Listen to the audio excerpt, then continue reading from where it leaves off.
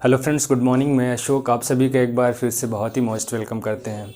देखिए, आज की ये क्लास रिकॉर्डेड है क्योंकि शाम को 9:30 बजे अवेलेबल नहीं रहेंगे, इसलिए आपका नुकसान ना हो। क्लास पहले से रिकॉर्डेड कर दी गई और शाम को 9:30 बजे आपको प्रीमियर क्लास मिल जाएगी, तो आप सभी देख पाएंगे। और प्रयास ये करिएगा कि जैसे जैसे क्वेश्चंस आपको मिलते जाएँ वो क्वेश्चंस का आप आंसर देने का कमेंट बॉक्स में ज़रूर प्रयास करेंगे, ठीक है। आप सभी का एक बार पुनः बहुत ही मोस्ट वेलकम। देखिए, अभी फ़िलहाल रिसेंट में रेलवे ग्रुप डी और एनटीपीसी के एग्ज़ाम का डेट्स आनी है और फिलहाल यूपीपी और बाकी जितने भी एग्ज़ाम्स हैं उनका कुछ अता पता नहीं है। तो फिलहाल हम लोग प्रैक्टिस के हिसाब से यहाँ पे सारे क्वेश्चंस है ना, टॉपिक वाइज मिसलेनियस टाइप के क्वेश्चंस यहाँ पे हम लोग सॉल्व कर रहे हैं, ठीक है। अगर हम बात करें कि पिछली 4-5 सेट में हम लोगों ने क्या देखा कि हर लेवल के क्वेश्चन किए हैं, तो आज के क्वेश्चंस भी कुछ इसी प्रकार के हैं, सारे मिसलेनियस टाइप के हैं। कुछ अच्छे क्वेश्चंस हैं और कुछ मॉडरेट क्वेश्चंस भी हैं जो आपके कॉन्सेप्ट को डेवलप करने में आपकी मदद करेंगे, ठीक है। तो आइए हम लोग पहले क्वेश्चन से स्टार्ट करेंगे। देखिए, आपको कम समय में ज़्यादा कंटेंट मिल जाए इसलिए क्या किया गया, सारे क्वेश्चंस राइट डाउन कर लिए गए हैं। बस एक एक करके हमें क्या करना है, सॉल्व करना है, ठीक है। आइए हम लोग स्टार्ट करते हैं पहले क्वेश्चन से। देखिए, अगर पहले क्वेश्चन की बात की जाए तो पहले क्वेश्चन में क्या कह रहे हैं कि रुपये 864 को ABC में इस प्रकार बांटा गया है। मतलब कुछ रुपए दिए गए हैं 864 रुपये, ए के हिस्से का 8 गुना, बी के हिस्से का 12 गुना और सी के हिस्से का 6 गुना है। मतलब ये जो ए के हिस्से का 8 गुना, बी के हिस्से का 12 गुना और सी के हिस्से का 6 गुना है, तो ये सारे इक्वल हैं, ठीक है। तो अगर हम यहाँ पे बात करें तो इस बात को हम कैसे लिख सकते हैं, ए के हिस्से का 8 गुना, ठीक है, बी के हिस्से का 12 गुना, तो इसको ऐसे लिख सकते हैं, और सी के हिस्से का 6 गुना है तो क्या लिख सकते हैं, ऐसे, ठीक है। तब बी को कितना मिला। अगर किसी सवाल में इस तरह की कंडीशंस दी गई हैं तो आपको क्या करना है कि ए, बी और सी का रेशियो पता कर लेना, ठीक है। तो ए, बी और सी का रेशियो कैसे पता होगा, ए, बी और सी के रेशियो के लिए क्या करना है, 8, 12 और 6 का एलसीएम ले लेंगे। तो एलसीएम कितना हो जाएगा, 24। तो सभी को 24 से डिवाइड कर देंगे। सभी को आप क्या करेंगे, 24 से डिवाइड कर देंगे, तो ये क्या हो जाएगा, A/3 हो जाएगा और ये B/2 हो जाएगा और ये C/ कितना हो जाएगा, 4। इसका मतलब इन तीनों का रेशियो कितना आ गया, A/B/C कितना आ जाएगा, 3/2/4, ठीक है। इसका मतलब A, B और C का अनुपात कितना आ गया, 3:2:4 आ गया, ठीक है। अब पूछा क्या जा रहा है कि B को कितना हिस्सा मिला, ठीक। तो टोटल अगर हम B के हिस्से की बात करें तो टोटल कितना था, 864 था। 864 में B का हिस्सा कितना है, 2 है। अपॉन में क्या लिखा जाता है, आनुपातिक योग लिखते हैं, ठीक है। अपॉन में क्या लिखा जाता है, आनुपातिक योग लिखेंगे। तो आनुपातिक योग कितना हो, 3, 2, 5 और 4 कितना हो जाएगा, 9। अब इसको 9 से काट लेंगे, 9, 9 81, कितना बच जाएगा यहाँ पे, 5, 9 छहाक 54। अब 96 गुणे 2 कर देंगे, 6 दूनी 12 और 9 दूनी 18, 19। तो मतलब B का हिस्सा कितना हो जाएगा, 192। तो इस सवाल का सही आंसर कितना हो जाएगा, 192, ठीक है। तो इस तरीके के ही आपको अप्रोच लगानी है जब भी ऐसा क्वेश्चंस आएगा। देखिए, बसंत का मौसम आ गया और ये आज पहला ऐसा दिन है जिस दिन स्वेटर नहीं पहने हैं। बहुत ही अच्छा मौसम है, ठीक है। तो आप सभी इस मौसम का एंजॉय करते रहिए और उसके साथ साथ पढ़ाई भी बहुत अच्छे से इस मौसम में होती, क्योंकि ना तो ज़्यादा ठंडी होती है ना ज़्यादा गर्मी। तो इस समय का भरपूर इस्तेमाल करिए। आपके जो भी डाउट्स हैं, है ना, जो भी आपको तैयारी करनी है। आइए हम लोग क्वेश्चन नंबर नेक्स्ट पे बात करते हैं। सबसे पहले तो आप देखिए, इस क्वेश्चन का आप कमेंट बॉक्स में आंसर देने का प्रयास करेंगे, उसके बाद फिर हम लोग सोल्यूशन की बात करेंगे, ठीक है। क्या क्वेश्चन कह रहे हैं, 20 संख्याओं का औसत 35 आता है। बाद में ये पता चलता है कि औसत निकालते समय एक संख्या 85 को गलती से 45 पढ़ा गया था, सही औसत क्या होगा। अब देखिए, औसत भी एक ऐसा चैप्टर है जहाँ पे आपको क्वेश्चंस हर एग्जाम में मिलते ही रहते हैं। तो औसत के सारे कॉन्सेप्ट, सारे शॉर्टकट भी आपको सीखना ही होगा, ठीक है। तो ये बहुत ही आसान टाइप के क्वेश्चन है और इन क्वेश्चंस को अगर शॉर्टकट आप सीख लेंगे या फिर जो शॉर्टकट मैं बताता हूँ उन शॉर्टकट से बहुत ईजी क्वेश्चंस हो जाते हैं। आइए हम लोग देखते हैं कि ऐसे क्वेश्चंस को कैसे सॉल्व करेंगे। सबसे पहले आप वीडियो को स्टॉप करेंगे और क्वेश्चन लगाने का प्रयास करेंगे, तभी आपका क्लास देखने का फ़ायदा होगा, ठीक है।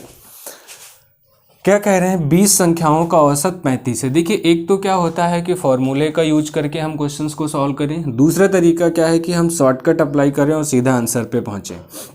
तो अगर हम औसत की बात करेंगे तो पूरे चैप्टर में सिर्फ एक ही फार्मूला है, औसत बराबर क्या होता है, योग बटे संख्या, है ना। योग का मतलब क्या है, सभी आंकड़ों का योग और सभी संख्याएं, कुल कितनी संख्याएं हैं, नंबर ऑफ टर्म्स कितने, ठीक है।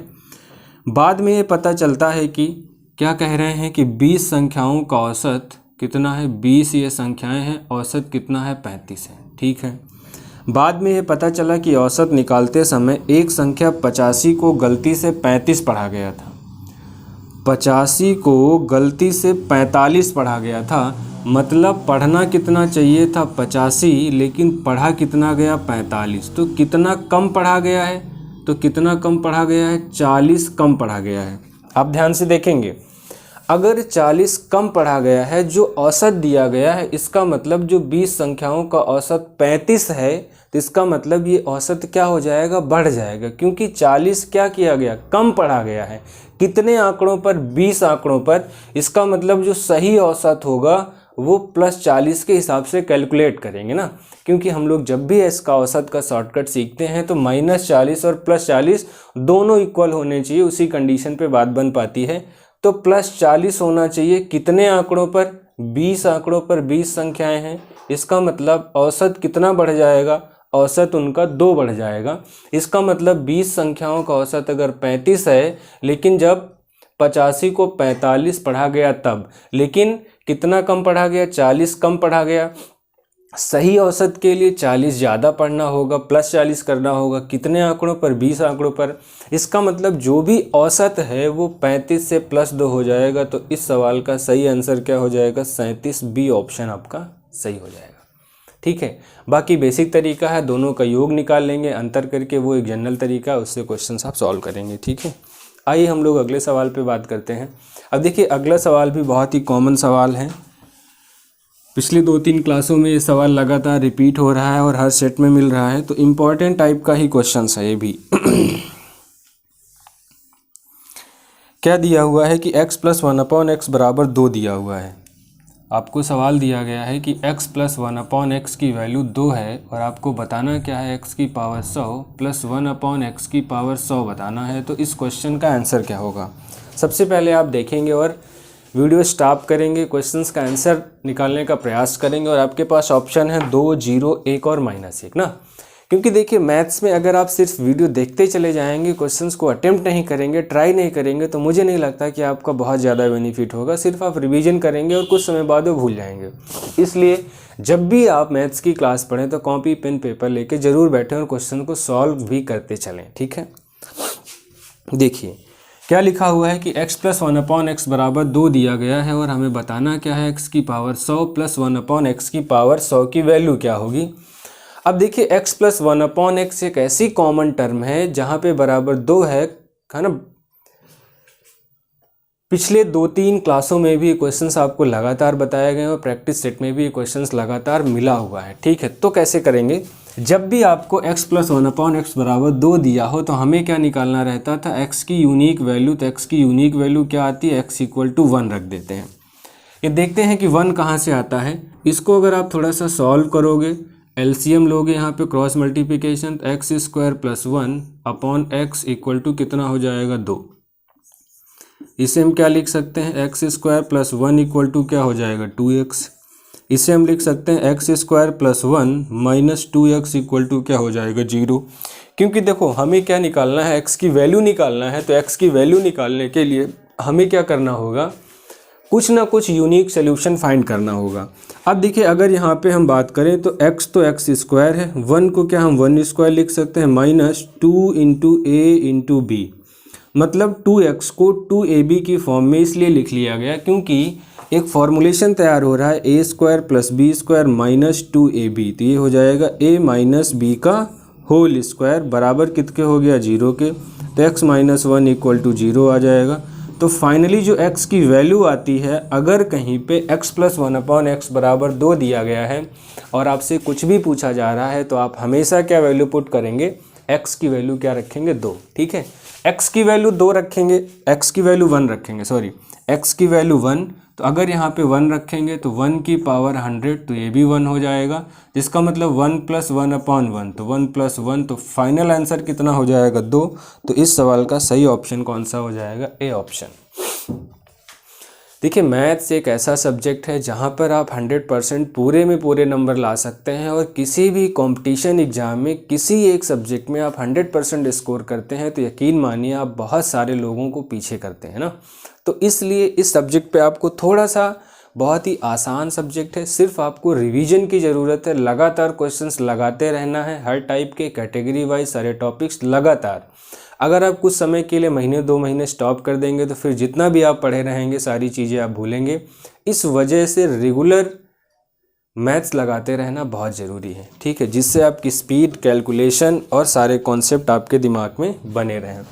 आइए हम लोग अगले सवाल पे बात करते हैं, क्वेश्चन नंबर 4 पे। थोड़े से आज के क्वेश्चन आपके लेवल क्वेश्चन है, आपके एग्ज़ाम के हिसाब से इम्पॉर्टेंट टाइप के क्वेश्चंस हैं, ठीक है, बहुत आसान भी नहीं है, बहुत मुश्किल भी नहीं है। अगर आपने अच्छे से कॉन्सेप्ट सीखा है तो इन सवालों को कर पाएंगे। अब देखिए अगला सवाल क्या लिखा, ए किसी सामान को बी को 15% लाभ पर, ठीक, ए और बी का कॉम्बिनेशन दिया गया है। क्या कह रहे हैं, ए और बी की क्या स्थिति है, ए किसी सामान बी को 15% लाभ पर, ठीक। अगर हम 15% की बात करेंगे तो 15% का मतलब क्या है, 3/20। इसका मतलब 20 रुपये की सामान पर 3 रुपये का फ़ायदा लेता है। अगर ए ने 20 रुपये में ख़रीदा होगा तो बी को कितने में देगा, 3 रुपये के फ़ायदे में 23 रुपये में देगा। इस बात में कोई समस्या नहीं है, ठीक है। उसके बाद क्या लिखा है, बी इसी सामान को सी को, है ना। अब बी क्या करता है, इसी सामान को सी को 5% की हानि पर। अगर 5% की बात करेंगे तो 5% का मतलब क्या हो गया, 1/20। अगर बी ने 20 रुपये में ख़रीदा होगा, अगर बी ने 20 रुपये में ख़रीदा होगा तो सी को 5% की हानि पर, 5% का मतलब 1/20, है ना। 20 के सामान पर 1 का नुकसान होगा तो कितने में बेच रहे होंगे, 19 में। अब देखिए हमें क्या बताना है कि पूरे सौदे पे लाभ या हानि हुई, ठीक है। तो ऐसे क्वेश्चंस करने के लिए हमें यही तरीका अप्लाई करना। सबसे आसान तरीका क्या है, आप इन दोनों का मल्टीप्लाई इधर कर लीजिए, इन दोनों का मल्टीप्लाई इधर कर लीजिए, और ये दोनों के लिए कॉस्ट प्राइस है और ये दोनों के लिए क्या है, सेलिंग प्राइस है, ठीक है। 20 × 20 करेंगे तो कितना हो जाएगा, 400, और ये करेंगे तो 19 × 23 तो कितना हो जाएगा, 19 × 3 = 57 के साथ हासिल है 5, 19 दूना 38 और 5 कितना हो गया, 43, 437। अब देखिए आपको पूछा जा रहा है कि परिणामी लाभ या हानि कैलकुलेट कीजिए कि पूरे सौदे में क्या स्थिति हुई है, लाभ हुआ है कि हानि हुई है। तो 400 रुपये की सामान थी, 437 में बेची गई है, इसका मतलब क्या हुआ है, लाभ हुआ है। अगर लाभ परसेंटेज की बात करेंगे तो कितने रुपए का लाभ हुआ, 37 रुपये का लाभ हुआ। कितने से, लाभ हमेशा क्रय मूल्य पर कैलकुलेट किया जाता है और परसेंटेज में बनाना है तो 100 से हम गुणा कर देंगे, 0 से 0 कट जाएगा, 4 × 9 = 36, 1 बच गया, 4 दूनी 8, 4 पंचे 20, तो 9.25% का लाभ। तो कौन सा ऑप्शन सही हो जाएगा, बी ऑप्शन सही हो जाएगा, ठीक है। इस क्वेश्चन को करने के और भी तरीके हैं, लेकिन बाकी तरीके में थोड़ा सा कैलकुलेशन ज़्यादा हो जाता है। तो ये सबसे आसान तरीका होता है आप इस क्वेश्चन को सॉल्व करने के लिए। जो भी आपको परसेंटेज दिया है उस परसेंटेज को आप फ्रैक्शन में तोड़िए। अगर लाभ की स्थिति कह रहे हैं तो 20 रुपये पे 3 रुपये का फ़ायदा, अगर 20 रुपये में ख़रीदे होंगे तो 3 रुपये में बेचेंगे, ठीक है। अगर हानि की बात कर रहे हैं तो 20 रुपये पे 1 रुपये का नुकसान, अगर 20 में ख़रीदा गया होगा तो 1 रुपये के नुकसान मतलब 19 में बेचा गया होगा। फिर आपको इन दोनों का इधर मल्टीप्लाई कर लेना, इन दोनों का इधर, क्योंकि ये दोनों इधर वाले क्या है, क्रय मूल्य हैं, और इधर वाले क्या है, विक्रय मूल्य हैं। तो 400 रुपये फाइनल क्रय मूल्य हुआ और बेचा कितने में जा रहा है, 437 पे। मतलब जो पूरे सौदे पे क्या होगा, लाभ होगा कितने का, 9.25 का, ठीक है। आइए हम लोग अगले क्वेश्चन पे बात करते हैं।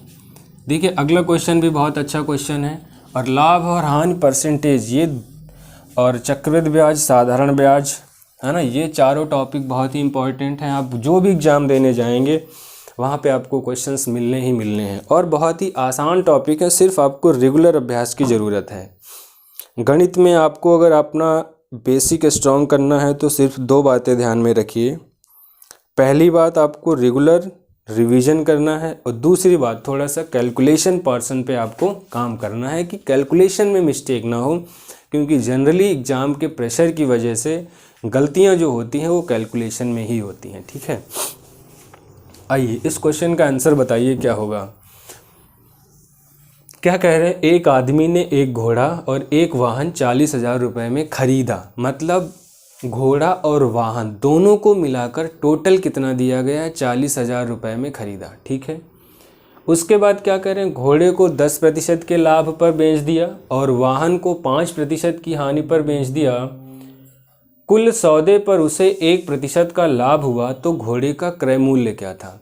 अब देखिए, जब भी इस तरीके का क्वेश्चन आएगा तो हम एलिगेशन मेथड को फॉलो करेंगे। ठीक है, क्योंकि घोड़ा और वाहन दोनों का क्रय मूल्य एक साथ दिया गया है, लेकिन उनका फ़ायदा और नुकसान अलग अलग दिया गया, फिर पूरे सौदे का भी फ़ायदा और नुकसान दिया गया है। जब भी ऐसी कंडीशन मिले तो आपको सिर्फ और सिर्फ एलिगेशन मेथड का यूज करना है। ठीक है, क्या है वो मेथड, आइए हम लोग समझते हैं। एक आदमी ने एक घोड़ा और एक वाहन 40,000 में खरीदा। मतलब जो टोटल उनका वैल्यू दी गई है दोनों को मिला करके वो कितना है, 40,000। ठीक, 40,000 में एक तरफ घोड़ा है और दूसरी तरफ क्या है, वाहन है। एक तरफ घोड़ा है और दूसरी तरफ क्या है, वाहन है। अगर घोड़े पे बात करें तो 10% का लाभ ले रहे हैं, अगर वाहन पे बात करें तो 5% की हानि हो रही है, और कुल सौदे पर उसे 1% का लाभ हुआ। तो कुल सौदा है, जो भी कुल सौदा रहेगा वहाँ तो उसको हम कहाँ पे रखेंगे, बीचों बीच में रखेंगे ना। लेकिन ध्यान देंगे, अगर लाभ हो रहा है तो ये बीच वाला प्लस में रखेंगे, और अगर हानि हो रही है तो बीच वाला किस में रखेंगे, माइनस में रखेंगे ना। ये दो बातें आपको थोड़ा सा ध्यान देना है सिर्फ। एक मिनट, जब भी आप इस ट्रिक को इस्तेमाल करेंगे एक बात आपको बहुत ध्यान में रखना है, जहाँ पर लाभ की बात होगी वो वैल्यू आपको प्लस में रखनी है, और जहाँ पे हानि की बात होगी वो वैल्यू आपको माइनस में रखनी है। ठीक है, तो इसका मतलब क्या कह रहे हैं, घोड़े पे लाभ हो रहा तो प्लस में रखेंगे, लेकिन वाहन पे 5% की हानि हो रही तो इसे माइनस में रखेंगे, और ये वैल्यू भी प्लस में हो रही। अब जब एलिगेशन मेथड लगाते हैं तो इन दोनों का अंतर, तो 10 और 1 का अंतर कितना हो जाएगा, 9। अब देखिए इधर अंतर करेंगे तो इधर अंतर में क्या होगा, -5 -1 तो क्या हो जाएगा, -6, है ना। तो रेशियो में माइनस का कोई मतलब नहीं है, तो यहाँ पे कितना हो जाएगा आपके पास 6। तो दोनों का रेशियो कितना आ गया, 6:9। इसका मतलब 2:3। 2:3 का मतलब जो ये 40,000 रुपये हैं, जो 40,000 में दोनों खरीदे थे, मतलब उनमें घोड़ा और वाहन का रेशियो क्या है, 2:3 का है। ठीक है, लेकिन हमसे पूछा क्या जा रहा है कि घोड़े का क्रय मूल्य क्या होगा। तो घोड़े के क्रय मूल्य के लिए टोटल वैल्यू कितनी दी गई है, 40,000। 40,000 में घोड़े का 2 और बटे में 5, तो कितना हो जाएगा, 5/40, ये 8,000, 8 दूनी 16,000। इसका मतलब जो घोड़ा का क्रय मूल्य हो जाएगा वो 16,000। ये सबसे इम्पॉर्टेंट क्वेश्चन है प्रॉफिट एंड लॉस का। ठीक है, देखिए आप रेगुलर अभ्यास करेंगे तभी आपको ये बात याद रह पाएगी कि यहाँ पे माइनस रखना, जहाँ पे लाभ की स्थिति आएगी वो हमेशा प्लस में रखेंगे, और जहाँ पर हानि की बात आएगी वो हमेशा माइनस में रखेंगे। और इन दोनों का अंतर निकालते हैं तो 5 और 1 का अंतर, अगर ये लाभ की स्थिति होती तो यहाँ पे 4 आता ना, लेकिन ये हानि की स्थिति इसलिए यहाँ पे -5, और ये लाभ की स्थिति है तो दोनों घट के कितना हो गया, 6। और रेशियो में माइनस आपको नहीं लेना है तो 6:9 है ना। तो इसका मतलब घोड़ा और वाहन का जो अनुपात हो जाएगा 2:3 में होगा। तो मतलब टोटल 40,000 है, टोटल हो गया 3 2 5, 5 किसके बराबर हो गया, 40,000 के बराबर, 1 किसके बराबर हो गया, 8,000, और आपको निकालना है तो 2 कितना का हो जाएगा, 16,000। इसका मतलब जो घोड़े का क्रय मूल्य था वो कितना हो जाएगा, 16,000 रुपये। ठीक है, आइए हम लोग अगले सवाल पे बात करते हैं।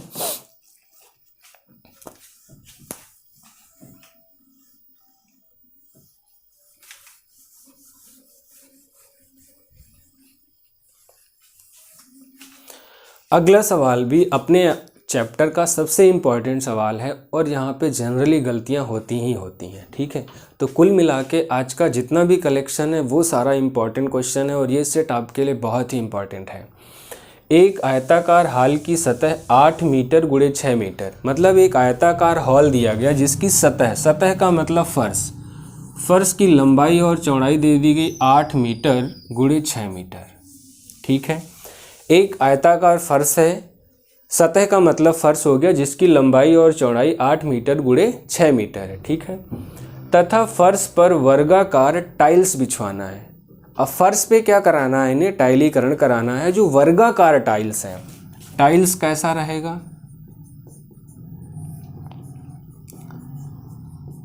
टाइल्स रहेगा वर्गाकार। ठीक है, वर्गाकार टाइल्स बिछवाना है जिसका विकर्ण, वर्गाकार टाइल्स बिछवाना है जिसका विकर्ण कितना दिया गया है, 10√2।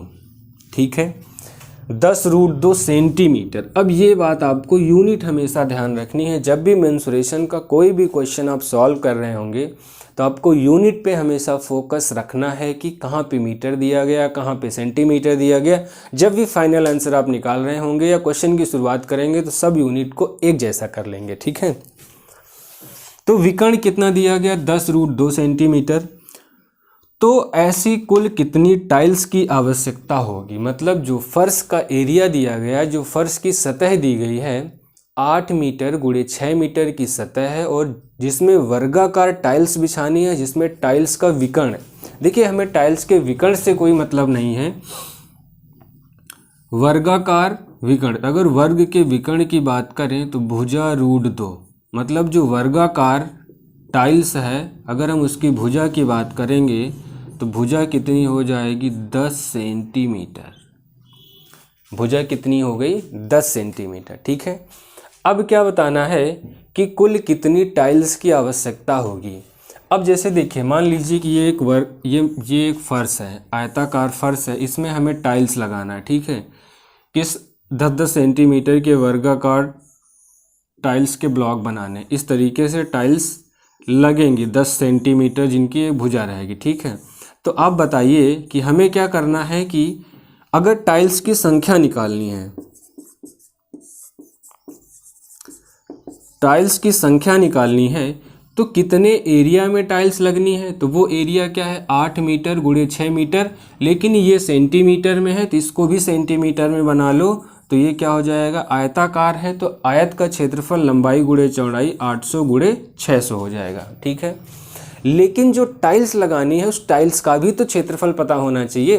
तो टाइल्स के क्षेत्रफल के लिए टाइल्स कैसी है, वर्गाकार, और वर्ग की भुजा क्या है, 10 सेंटीमीटर, और इसका क्षेत्रफल क्या हो जाएगा, भुजा स्क्वायर मतलब 10 गुणे 10। तो 1 0 से 1 0, 1 0 से 1 0, अरछंग 48 और 2 जीरोस के साथ में। इसका मतलब जब भी कहीं पर टाइल्स की संख्या पूछी जाएगी तो हमें क्या करना है, उस फर्श का क्षेत्रफल बटे जो टाइल्स की भुजा है उसका क्षेत्रफल, दोनों को भाग कर देंगे तो हमेशा आपको टाइल्स की संख्या पता चल जाएगी। तो इस सवाल का सही आंसर कितना हो जाएगा, 4800, बी ऑप्शन। समझ गए मेरी बात को। ये भी बहुत अच्छा क्वेश्चन है और ये LCM SCF के चैप्टर में आपको इस तरीके के क्वेश्चंस मिलते हैं। ठीक है, आइए हम लोग अगले सवाल पे बात करते हैं। अगला सवाल क्या कह रहे हैं, एक कमीज का अंकित मूल्य 150 रुपये है तथा इस पर 20% की छूट मिलती है, तो इस कमीज का विक्रय मूल्य। बहुत ही आसान सा क्वेश्चन है, थोड़ा सा कॉन्सेप्ट यहाँ पे समझेंगे। MRP अंकित मूल्य का मतलब मैक्सिमम रिटेल प्राइस कितना है, 150 रुपये, और 20% का डिस्काउंट। अगर डिस्काउंट की बात करेंगे, डिस्काउंट कितने का मिल रहा है, 20% का। अब देखिए, दो बातें आपको समझनी है। अगर हम बात करें कि लाभ या हानि की गणना कहाँ पर होती है, तो आप कहेंगे कि लाभ या हानि की गणना हमेशा क्रय मूल्य पर होती है, CP पर। लाभ या हानि की गणना कहाँ पर होती, क्रय मूल्य पर होती, CP पर होती है। लेकिन डिस्काउंट की गणना हमेशा CP पर नहीं होगी, डिस्काउंट की गणना हमेशा MRP पर होती। ठीक है, इसका मतलब 20% का डिस्काउंट मिलता है तो तब कमीज का विक्रय मूल्य कितने रुपए में बेची जाएगी। अगर हम डिस्काउंट की बात करें, डिस्काउंट का मतलब 20% की छूट, तो आपको कितना देना होगा, 80% देना होगा। तो 0 से 0, 0 से 0, 15 8 120 रुपये। इसका मतलब उस कमीज का क्रय मूल्य कितना हो जाएगा, 120 रुपये। एक तो तरीका ये है। दूसरे तरीके की बात करें कि 20% का डिस्काउंट दे रहे हैं तो 20% का मतलब 1/5। अगर 5 रुपये की सामान है, 5 रुपये MRP है, क्योंकि डिस्काउंट की बात कर रहे हैं तो नीचे वाली संख्या हमेशा उसके मूल भाग को दर्शाएगी ना। तो 5 रुपये MRP है तो 1 रुपये का डिस्काउंट हो जाएगा, तो कितने में बेचेंगे, तो सेलिंग प्राइस कितना हो जाएगा 4। अगर MRP की बात करें तो यही 5 किसके बराबर दिया गया है, 150 के बराबर, तो 1 किसके बराबर हो गया 30। हमें निकालना क्या है, विक्रय मूल्य, तो 4 है, तो 4 किसके बराबर हो जाएगा, 4 गुणे 30। तो इस सवाल को ऐसे भी कर सकते हैं 120 रुपये। ये इजी क्वेश्चन था। अगले सवाल पे बात करते हैं।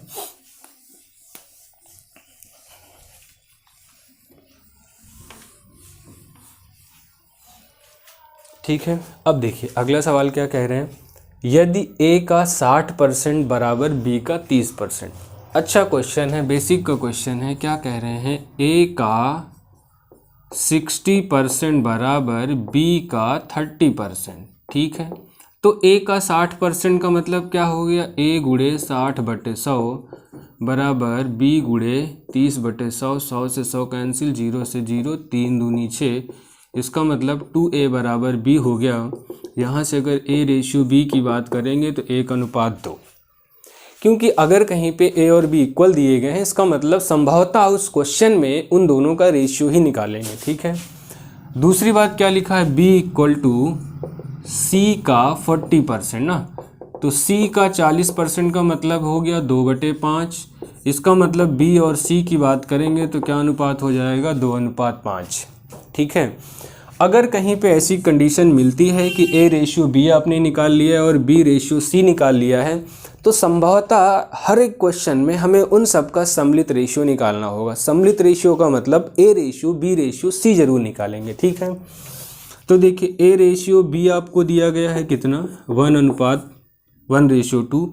अब ABC निकालने के लिए B के नीचे ही B को रखा जाता है, तो यहाँ पे हो जाएगा A ratio B ratio C। इधर B के नीचे B रखेंगे तो क्या हो जाएगा, 2:5। ठीक है, तो ये फाइनल हमारे पास क्या हो जाएगा, 1:2:5। क्योंकि अगर देखिए B यहाँ पर भी कॉमन है, B यहाँ पर भी कॉमन है, तो ये डायरेक्ट 1:2:5 हो जाएगा।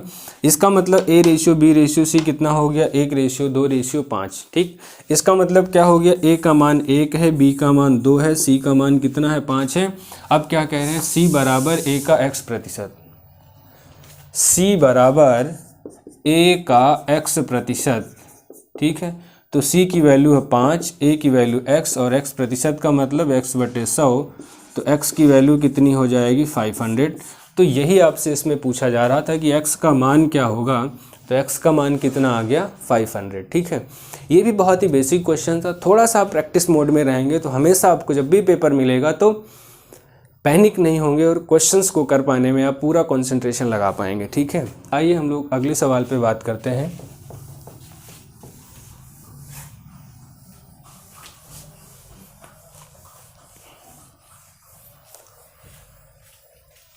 अगला सवाल बहुत ही आसान क्वेश्चन है लेकिन इम्पॉर्टेंट है। आपको प्रैक्टिस सेट जब भी लगाएंगे या लास्ट ईयर के क्वेश्चन पेपर में, ठीक है, देखेंगे तो ये सवाल आपको जरूर मिलेगा। क्या कह रहे हैं, 2 अंकों की एक संख्या के अंकों का अंतर, मतलब जो 2 अंकों की संख्या है, क्योंकि संख्या का मतलब जो अंकों की सहायता से मिलके बनती है। जैसे मान लो 72 लिखा है तो 72 एक संख्या है, लेकिन 7 और 2 अलग अलग क्या है, अंक हैं। वही ये चीज़ कह रहे हैं यहाँ पर, एक मिनट। ठीक है, इसका मतलब 72 एक संख्या है लेकिन 7 और 2 क्या है, अंक है। क्या लिखा है, 2 अंकों की एक संख्या में अंकों का अंतर 3 है, दहाई और इकाई का अनुपात 2:3 है, तो वह संख्या। ऑप्शन से लगाइए इस क्वेश्चन को। 2 अंकों की एक संख्या, अंकों का अंतर, यहाँ पे 5 और 9 में 4 का अंतर, तो ये गलत हो जाएगा। 6 और 5 में 2 का अंतर, ये गलत हो जाएगा। 6 और 3 में 3 का अंतर, ये सही हो सकता है। 6 और 1 में 5 का अंतर, ये भी गलत हो सकता है, गलत हो गया। और क्या कह रहे हैं, दहाई और इकाई का अनुपात 2:3। दहाई 6 है, इकाई 3 है, इसका मतलब इनका अनुपात क्या हो जाएगा, 2:3। ये थोड़ा सा मिस्टेक लग रहा है मुझे क्वेश्चन में, ये 6 और 9 है, ए ऑप्शन है 6 और 9। ठीक है, तो इसका मतलब दहाई और इकाई का देखिए अंतर दोनों का 3 है और यहाँ पे कितना हो गया, अनुपात भी 2 अनुपात कितना है 3 है, तो यही ऑप्शन सही हो जाएगा 69। ठीक है, ये बहुत आसान क्वेश्चन था। जब भी आपको 2 अंकों की संख्या वाला क्वेश्चन मिले तो आपको हमेशा ऑप्शन से ही ट्राई करना है, बहुत सारा समय आपका बचाएगा। ठीक है, अगला सवाल है सिंप्लीफिकेशन का, बहुत ही बेहतरीन क्वेश्चन। 5 का 5 डिवाइड बाई 5 बटे में क्या लिखा है 5 डिवाइड बाई 5 का 5। तो इस सवाल का आंसर क्या होगा, सभी लोग कमेंट बॉक्स में बताएंगे। ये क्वेश्चन बहुत ही आसान क्वेश्चन है। फिर सिंप्लीफिकेशन के टॉपिक में हम लोग पढ़ेंगे या फिर पढ़ा भी होगा आपने कि का और डिवाइड में सबसे पहले क्या सॉल्व किया जाता है। क्वेश्चन ये है होमवर्क के लिए। दूसरा क्वेश्चन क्या कह रहे हैं कि 70560 में 5 और 6 के स्थानीय मानों का गुणनफल। तो बहुत ही आसान से 2 क्वेश्चन हैं। अगर आपने यहाँ तक ईमानदारी से पूरी क्लास देखी है तो आप इन दोनों क्वेश्चन का आंसर कमेंट बॉक्स में ज़रूर बताएंगे, ताकि मुझे भी लगेगा कि हाँ कुछ लोग एटलीस्ट पूरी क्लास देख रहे हैं, जिनसे आपका फ़ायदा भी हो रहा है और मुझे भी लगेगा कि और क्लासेस लगातार होनी चाहिए। वैसे मेरा प्रयास अगर एक भी बच्चा देखेगा तो क्लास ये होती रहेगी। फाइनली हम लोगों ने भी डिसाइड किया है कि कहीं पर भी रहें, एटलीस्ट रात में 9:30 बजे आपके साथ किसी भी मोड में ऑनलाइन या रिकॉर्डेड क्लास ज़रूर मिले। तो आज की क्लास रिकॉर्डेड रहने वाली, आप सभी एंजॉय करिएगा। मिलते हैं, wish you all the best, thank you, good luck.